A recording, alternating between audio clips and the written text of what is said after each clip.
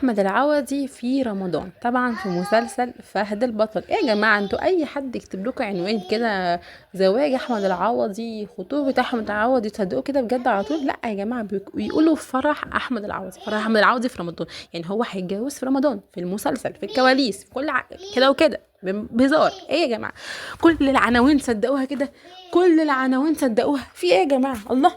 بصوا بقى ايه، انا هوريكم. طبعا هو مسلسل احمد العوضي عامله في رمضان، تمام. بصوا بقى هنا طبعا ايه، انا عايزه اوريكم مين الابطال بقى. الابطال، هو المسلسل اسمه فهد البطل، هو المسلسل اسمه فهد البطل، مكتوب المسلسل الاقوى في رمضان 2025. طبعا هنشوف طبعا هو اقوى ولا لا. وانا طبعا هنا ايه في الكواليس بقى. بصوا هنا معاهم مين بقى، شايفين دولة الممثلين اللي هيطلعوا، وهي بطولة الأبطال بقى، يعني البطولة النسائية بقى اللي في المسلسل. ايه يا جماعة، هو في حد يتجوز يعني؟ هو في حد يتجوز بعد ياسمين عبد العزيز؟ بجد يعني ايه يا جماعة. بصوا هنا بقى، طبعا ربنا يحبب خلقه فيا، أحمد العوضي بلقاء حصر لبرنامج على بودي يكشف أسباب استمرار تقديم لمسابقات رمضان. دول اهو الأبطال اهو كمان. طبعا مش عايزين، طبعا مش معنى ان احنا بنتفرج على تمثيلات ننسى ان احنا اهم حاجه في الشهر اصلا ايه، في رمضان اهم حاجه ايه، الصلاه والصوم والايه وقراءه القران ونعمل كده.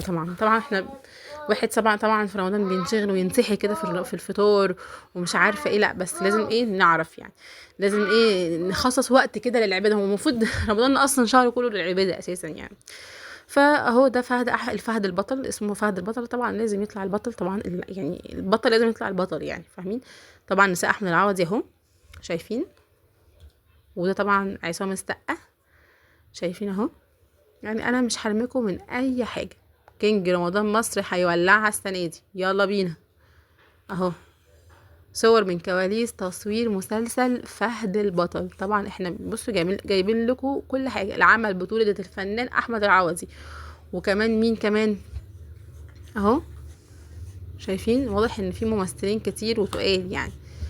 اهو بصوا، لاول مره في مشواره احمد العوضي يجسد دور الاب والابن فهد البطل. فقالوا ايه، لا ده محمد رمضان عملها قبلك.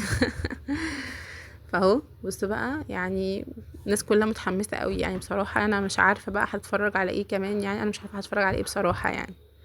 فهنشوف هنتفرج على ايه. طبعا ده على عوضي هنا بقى في الفرح بقى. طبعا فرح يا جماعه، هو كل مسلسل بيتجوز، فمش كل شويه بقى هنقول ده اتجوز، ده خطب، ده مش عارفه ايه، وتجروا ورا العناوين دي. اجروا ورا العنوان بتاعنا بس، انا بس. عقبال فرحة احمد العوضي اللي بجد. مكتوب هنا استنى فرحة فهد البطل، اكبر فرحة في مصر. يلا. بصوا انا مش عايزه بس اعمل عشان قوانين اليوتيوب طبعا، مع رحمة محسن طبعا، بس انا مش عايزه اعمل عشان انتوا عارفين بقى ايه اللي يعني حقوق النشر في اليوتيوب وكده يعني. وانا طبعا بحترم قرارات اليوتيوب ده، انا بقالي 7 سنين يا جماعه. انا نفسي بجد، نفسي اتوثق بقى، نفسي بجد احقق شروط القناه. شروط القناه صعبه قوي، ان شاء الله هحققها، ادعوا لي كده. ففهد ورحمه كده كتير. طبعا رحمه محسن اللي هي بتقول ايه، خليك في صفي عشان دي هي دي اللي انتوا عارفينها دي. تمام وبس كده. يا رب يكون الفيديو عجبكم ان شاء الله. لو عجبكم حطوا لايك واشتركوا في القناه وصلوا على النبي في الكومنتات، واللهم بلغنا رمضان. بس كده، باي باي.